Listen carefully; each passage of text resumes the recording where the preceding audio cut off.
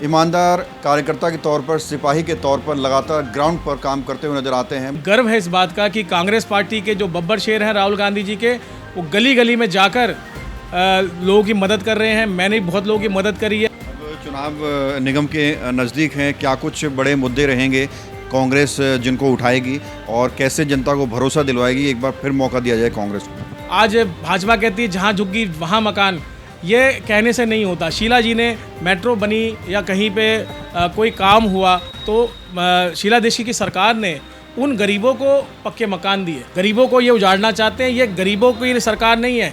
गरीबों की सरकार, गरीब केवल राहुल गांधी जी की तरफ देख रहे हैं। गरीब हमेशा से middle class, lower middle class और जो गरीब तबका है, ज़रूरतमंद तबका है, वो केवल कांग्रेस के साथ है। कांग्रेस भी उनके साथ है। आज आप रोडों का हाल देख लीजिए, सड़कें धंस रही हैं, भ्रष्टाचार खुलेआम आ रहा है आगे सामने। आप बताइए, नया देहरादून रोड को धंस गया, कुछ ही दिन हुए उसको बने हुए। मैं पिछले महीने देहरादून गया था, बच्चों को लेकर घुमाने मंसूरी गया था, और आज देखिए क्या हालत, 2 महीने के अंदर, 1.5 महीने के अंदर उसकी क्या हालत हो गई है। नमस्कार, मैं हूं प्रवीण। इंडिया टाइम 24 न्यूज़ के खास कार्यक्रम बोलिए नेताजी में आपका बहुत बहुत स्वागत है। और आज हमारे साथ एक ऐसी शख्सियत है जो किसी भी पार्टी में हो, किसी भी पद पर हो, 12 मास ये एक्टिव नज़र आते हैं। पार्टी के एक ईमानदार कार्यकर्ता के तौर पर, सिपाही के तौर पर लगातार ग्राउंड पर काम करते हुए नज़र आते हैं। मैं बात कर रहा हूं, आप वैसे तो ये किसी परिचय के मोहताज नहीं हैं, लेकिन आपको बता दें मेरे साथ हैं कांग्रेस के जिला उपाध्यक्ष अमित कनौजिया। इनकी निष्ठा को देखते हुए, ईमानदारी को देखते हुए पार्टी ने हाल ही में इन्हें जिला उपाध्यक्ष बनाया है। सर से बात करते हुए जानते हैं कि आने वाले समय में कैसे ये पार्टी को मजबूत करने वाले हैं, क्या कुछ आगे की रणनीति रहेगी। अमित जी, बहुत बहुत स्वागत है। बहुत बहुत धन्यवाद, बहुत बहुत स्वागत आपका भी। अमित जी, सबसे पहले तो बहुत बहुत आपको शुभकामनाएं। एक बड़ा पद जिम्मेदारी के साथ आपको दिया गया है। सर, मैं पद तो नहीं कहूँगा, लेकिन जिम्मेदारी बहुत बड़ी है। पार्टी के शीर्ष नेतृत्व ने मुझ पे भरोसा जताया, मेरे जिला अध्यक्ष ने मेरे पे भरोसा जताया, राजेश यादव जी ने, देवेंद्र यादव जी का, राहुल गांधी जी का, और मेरे गुरु समान आदर्श शास्त्री जी और मेरे बड़े भाई तस्वीर सोलंकी जी का बहुत बहुत धन्यवाद और आभार कि मुझे शीर्ष नेतृत्व ने ये समझा, इस लायक समझा कि मैं ज़िले में उपाध्यक्ष बन के कांग्रेस पार्टी को मजबूत बनाऊं। तो हम उस पर काम कर रहे हैं। अमित जी, जिला उपाध्यक्ष की जिम्मेदारी आपको मिली है, कैसे अब आप क्या कुछ स्ट्रेटजी के साथ काम करेंगे, कैसे पार्टी को मजबूत बनाएंगे, कैसे एक बार फिर जो एक वक्त में रुतबा हुआ करता था कांग्रेस को, कैसे उसको वापस हासिल करेंगे?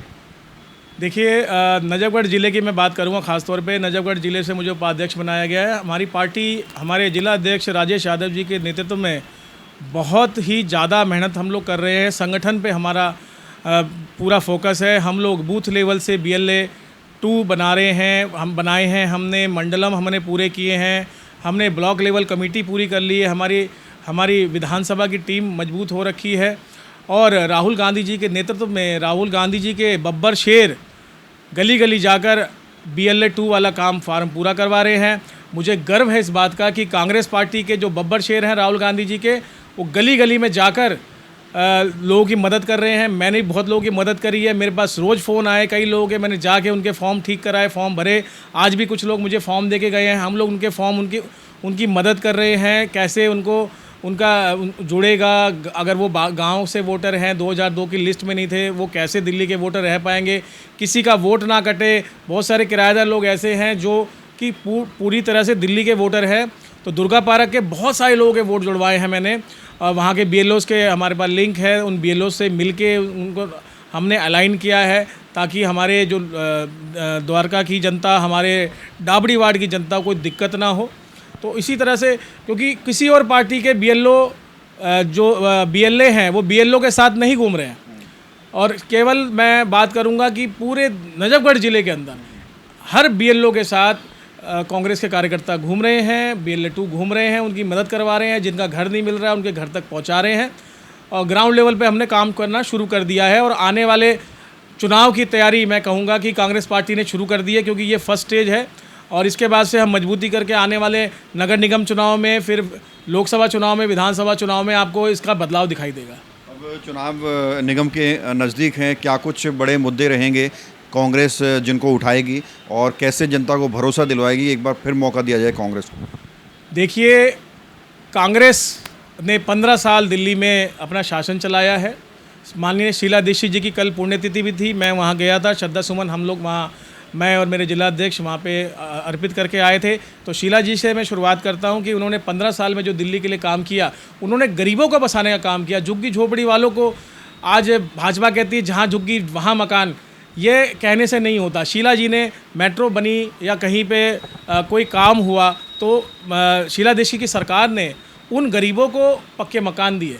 आज नरेला के अंदर चले जाइए, आज रोहिणी के अंदर चले जाइए, वो मकानों की जर्जर हालत है जो कि वो गरीबों को अलॉट होने चाहिए थे, झुग्गी बस्ती वालों को अलॉट होने चाहिए। उल्टा बीजेपी की सरकार है कि जो मकानों को तोड़ रही है। आप शालीमार बाग में देख लीजिए, आप ये विष्णु गार्डन में देख लीजिए, इतने सारे इलाके नोटिफाई कर रखे हैं इन्होंने कि इन्होंने पूरी एक फहरिस्त बना रखी है कि जहाँ चाहे ये मकान तोड़ देंगे। गरीबों को ये उजाड़ना चाहते हैं। ये गरीबों की सरकार नहीं है। गरीबों की सरकार, गरीब केवल राहुल गांधी जी की तरफ देख रहे हैं। गरीब हमेशा से middle class, lower middle class और जो गरीब तबका है, ज़रूरतमंद तबका है, वो केवल कांग्रेस के साथ है, कांग्रेस भी उनके साथ है। और बीजेपी की जो सरकार है, बीजेपी गरीब भी नहीं मिटाना चाहती है, गरीबों को ही हटा देना चाहती है। तो आने वाले नगर निगम चुनाव में हमारा ये फोकस रहेगा कि हम दिल्ली की जो जनता है उनके अधिकारों को हम लोग बचा के रखें, उनके मकान टूटने से हम बचाएं, उनके वोट कटने से हम बचाएं, उनको सारी सुविधाएं मिले। अस्पतालों की आज जो दुर्दशा है, दवाइयाँ नहीं मिल रही है, आज वहाँ पर सही से इलाज नहीं हो रहा। अभी एक मेरे मित्र का फ़ोन आया था, अमित भैया मेरे पास पैसे नहीं है, मैं प्राइवेट में, मेरे भाई की वाइफ की डिलीवरी है, तो मेरे लिए दादा देव अस्पताल में किसी से बात कर लीजिए। तो मैंने बात करी, मेरे एक मित्र हैं, तो उन्होंने कहा ले आइए, मैं करूँगा। तो हम लोग पूरी जनता की मदद कर रहे हैं और चाहते हैं। देखिए, आज इंदिरा गांधी अस्पताल जो सेक्टर 8 द्वारका में, उसकी नींव किसने रखी? उसकी नींव माननीय शीला दीक्षित जी रखी। आज आप दादा देव अस्पताल आपके बिल्कुल 100 मीटर पे है, किसने बनाया? किसने बनाया? शीला जी ने बनाया, शीला दीक्षित जी की सरकार ने बनाया, कांग्रेस की सरकार ने बना। आज दीनदयाल अस्पताल हुआ, ये जितने भी अस्पताल दिल्ली के हैं, आप ये बताइए किस सरकार ने बताया? सारे कांग्रेस सरकार ने बनाए। आज एम्स किसने बनाया है? सफदरजंग अस्पताल किसने बनाया? सब कांग्रेस की देन है, ठीक है। और जितने फ्लाईओवर हैं, माननीय शीला दीक्षित जी की देन है। और ये रोडों की बात करते हैं, आज आप रोडों का हाल देख लीजिए, सड़कें धंस रही हैं, भ्रष्टाचार खुलेआम आ रहा है आगे सामने। आप बताइए, नया देहरादून रोड को धंस गया, कुछ ही दिन हुए इसको बने हुए। मैं पिछले महीने देहरादून गया था, बच्चों को लेकर घुमाने मंसूरी गया था, और आज देखिए क्या हालत, 2 महीने के अंदर, 1.5 महीने के अंदर उसकी क्या हालत हो गई है। ये भ्रष्टाचार से लिप्त सरकार है। दिल्ली की जनता, देश की जनता इससे परेशान है, इनसे त्रस्त आ चुकी है। आज मैं कहूँ तो नीट के पेपर लीक हो रहे हैं, हमारे बच्चे परेशान हो रहे हैं। धर्मेंद्र प्रधान जी जो शिक्षा मंत्री हैं, उनका इस्तीफा मांग रहे हैं। सोनम वांगचुक जी वहाँ पे 20 दिन से ज़्यादा बैठे रहे अनशन पर, इसी मांग को लेकर कि छात्रों के भविष्य के साथ खिलवाड़ हो रहा है। जो गरीब माँ बाप लोन लेके, कर्जा लेके अपने बच्चों को जेई नीट के एग्ज़ाम दिलाते हैं। मैं खुद साइंस स्टूडेंट रहा हूँ सर, तो मुझे पता है कि कितनी ट्यूशन की फ़ीस जाती थी। एक ज़माने में 99 में मेरे पिताजी भी मज़दूर होके भी मुझको 200 रुपये पर सब्जेक्ट 800 रुपये की फ़ीस दिया करते थे। मज़दूर के लिए जिनकी बहुत छोटी कमाई होती है, मेरे पिताजी ने, माताजी ने मेरे लिए 800 रुपये महीना उस ज़माने में फ़ीस दी थी। आज वो कई हज़ारों में कोचिंग की फ़ीस बता रहा हूँ मैं। उसके बाद जो जिस इंस्टीट्यूट में वो जाते हैं, वहाँ पे आज आपके मेडिकल में अगर आपने डॉक्टरी की पढ़ाई करनी है तो आपको लाखों रुपए, कई लाख रुपए, करोड़ रुपए तक की फ़ीस है उनकी। बेचारे कहाँ से लाते हैं? घर बेच के, ज़मीन बेच के, कर्जा लेके बच्चों को पढ़ा रहे हैं, एजुकेशन लोन लेके पढ़ा रहे हैं। आज वो परीक्षा लीक हो गई, बेचारे बच्चों ने, 22 लोगों ने सुसाइड कर ली है। उसका जवाबदेही कौन है? आज वो बच्चे, मैं कल जंतर मंतर गया था देखने के लिए, उन बच्चों की भावनाओं को देखने गया था, तो मैंने देखा कि वो पूरा, कल उन्होंने कहा था कि हम संसद का घेराव करने जा रहे हैं, माननीय मोदी जी से हम बात करेंगे कि हमें धर्मेंद्र प्रधान जी का इस्तीफ़ा चाहिए। लेकिन मोदी जी ने क्या किया? वो पिछले गेट से निकल गए। आज उन छात्रों की, जेपी नड्डा ने मुलाकात तो की है उनसे, सीजेपी के जो नेता हैं उनसे। जेपी नड्डा जी ने मुलाकात की है, मान लिया, लेकिन उन्होंने आश्वासन क्या दिया? कोई आश्वासन नहीं दिया। आश्वासन केवल मोदी जी ही दे सकते हैं। और मोदी जी ही जब ना तो आज तक कोई इंटरव्यू उन्होंने किसी पत्रकार को दिया है, ना वो कभी देंगे, क्योंकि वो सवालों की फहरिस्त इतनी है कि उसके जवाब देते देते उनकी सरकार का जितना समय बचा है वो भी निकल जाएगा। तो बच्चों के भविष्य से खिलवाड़ ना करें। कांग्रेस पार्टी बच्चों के साथ खड़ी है, बच्चों के भविष्य के साथ खड़ी है। राहुल गांधी जी छात्रों की गूंज के माध्यम से पूरी दिल्ली के अंदर इन्होंने हर ब्लॉक के अंदर, हर ज़िले के अंदर कार्यक्रम किया है। कल नजफगढ़ ज़िले में हमारा भी प्रोग्राम होगा, जिसमें हमारे माननीय जिला अध्यक्ष राजेश यादव जी और दिल्ली के प्रदेश अध्यक्ष लाकड़ा जी, यूथ के जो हमारे हैं, वो मिलके एक प्रोग्राम कर रहे हैं। आप सभी आइए। कल 3 बजे का समय हम रख रहे हैं। वेन्यू अभी शाम तक हम डाल देंगे। आप आइए और छात्रों की गूंज के अंदर अपने जो अधिकार है उनको सुनिए, और कैसे आपको देश, क्योंकि आप ही देश का भविष्य हैं, आगे कैसे आप आगे की दशा और दिशा देश की तय करेंगे, ये सब आप ही पे डिपेंड करता है। और आपका भविष्य रहेगा तो हमारे राष्ट्र का, हमारे भारत का भविष्य रहेगा। मैं आप सभी से निवेदन करता हूँ, सबसे पहले तो जो आज की इथेनॉल पे चल रहा है, ये जितना भ्रष्टाचार चल रहा है, गाड़ियाँ ख़राब हो रही लोगों की, लेकिन सुनवाई कोई नहीं कर रहा है। लेकिन राहुल गांधी जी के जो शब्दों को मैं दोबारा रिपीट कर रहा हूँ कि एक समय ऐसा आएगा, सत्ता परमानेंट किसी की नहीं रहती, सत्ता पलटेगी, और जितने भ्रष्टाचारी हैं, चाहे वो इलेक्शन कमीशन में बैठे हों, चाहे वो पेट्रोलियम मंत्री में हो, चाहे वो एजुकेशन मिनिस्टर में हो, किसी भी डिपार्टमेंट में कोई होगा, उनको छोड़ा नहीं जाएगा। और जब बहुत जल्दी कांग्रेस की सरकार देश में बनने वाली है, और बनते ही आप देखिएगा जितने भ्रष्टाचारी हैं सब जेल में होंगे। और मैं इसका आश्वासन देता हूं, किसी बच्चे के साथ खिलवाड़ नहीं होगा। राहुल गांधी जी के जन्मदिन पे सैकड़ों, हजारों लोगों को तालकटोरा स्टेडियम के अंदर उनको नौकरियां मिली, और कांग्रेस पार्टी हमेशा नौकरी देती आई है। और आप खुद बता दीजिए, इन्होंने वादा किया था हम हर साल करोड़ों रोज़गार देंगे। रोज़गार देने की बात तो, और इन्होंने सरकारी नौकरियां ख़त्म कर दी, रेलवे नौकरी ख़त्म कर दी, सब जगह इन्होंने तेल भेज दिया, रेल भेज दिया, भेल बेच दिया, नौकरियां ख़त्म कर दी इन्होंने। सरकारी डिपार्टमेंट में नौकरियां हैं नहीं, छोटे छोटे बेचारे काम ठेले चला के वो अपना काम चला रहे हैं। पढ़े लिखे युवा रोजगार, ग्रेजुएट और जिन्होंने कोर्स किए हुए हैं, बीटेक वाले लोग जो आजकल रेडी लगा के छोटे छोटे फास्ट फूड बेच रहे हैं, उनकी रेडिया पे उठवा दे रहे हैं ये लोग। तो ना तो आप रोज़गार दे सकते हैं, ना आप किसी को काम करने दे रहे हैं कि भाई काम कर लो, चलो अब रोज़गार नहीं है तो काम ही कर लो। कोई आवाज़ उठाए तो देशद्रोही, और कोई आवाज़ उठाए तो देशद्रोही, बिल्कुल सही कहा आपने। तो इस तरह से देश का माहौल आज ख़राब हो चुका है।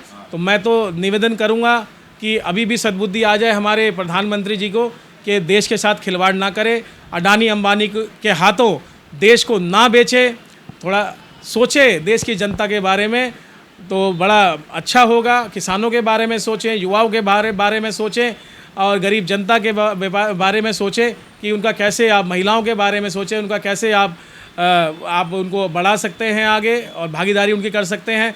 महिलाओं से मैं कहना चाहूँगा कि ये ऐसी सरकार है जो कि 2/3 बहुमत उनको कह रही थी कि हम देंगे, और सांसद में वही बिल जो कांग्रेस लेके आई थी उस समय इन्होंने विरोध कर दिया था, और अब वो देखिए उसी का बहाना बना के लेके आए, लेकिन वो भी पास नहीं किया। ये सब इनके ड्रामेबाजी है। कोई महिलाओं को भी ये नहीं दे रहे, संसद के अंदर बहुमत भी नहीं, 33% आरक्षण नहीं दे रहे हैं। तो ये बिल्कुल सोई मूक बधिर सरकार है, केवल और केवल डंडे की जोर पे काम करना चाहती है, तानाशाही के बल पे काम करना चाहती है। लेकिन ये देश भगत सिंह जैसों का है, राजगुरु जैसों का है, महात्मा गांधी जैसे लोगों का, वीरों का देश है। ये नेताजी सुभाष चंद्र जी का देश है, जवाहरलाल नेहरू जी का देश है, सरदार पटेल जी का देश है। तो ये यहाँ पे हजारों क्रांतिकारी पैदा हुए हैं, शहीद हुए हैं, हजारों क्रांतिकारी पैदा होंगे, शहीद होंगे इस देश की असमत के लिए, इस देश की जनता के लिए। इस देश के साथ हम खिलवाड़ नहीं होने देंगे, और इस देश के साथ हम कोई भी गद्दारी नहीं होने देंगे, और गद्दारों को बख्शेंगे भी नहीं। आप सभी का बहुत बहुत धन्यवाद। जय कांग्रेस, जय भारत। जिला उपाध्यक्ष अमित कनौजिया, जिन्होंने बताया कि देश में क्या कुछ माहौल चल रहा है और कांग्रेस किस स्ट्रेटजी के साथ काम कर रही है, और कैसे एक बदलाव जल्द ही देश में आने वाला है। कैमरा जर्नलिस्ट मोहित के साथ प्रवीण, इंडिया टाइम 24 न्यूज़। खबरों से खबरदार रहने के लिए चैनल को सब्सक्राइब करें और प्रेस करें बेल आइकन। भगत चंद्रा हॉस्पिटल विश्व की सभी आधुनिक और बुनियादी सुविधाओं से परिपूर्ण एक world class multi speciality hospital, Mahavir enclave, Palam Dabri road पर स्थित साउथ वेस्ट दिल्ली का एकमात्र मल्टी स्पेशलिटी हॉस्पिटल, जहां 24 घंटे आपकी सेवा में उपलब्ध हैं वेल क्वालिफाइड डॉक्टर्स और हेल्पिंग स्टाफ। डॉक्टर CM भगत द्वारा स्थापित भगत चंद्रा हॉस्पिटल आपकी सेहत का ख्याल रखना ही इसकी प्राथमिकता है, वो भी अफोर्डेबल रेट्स में।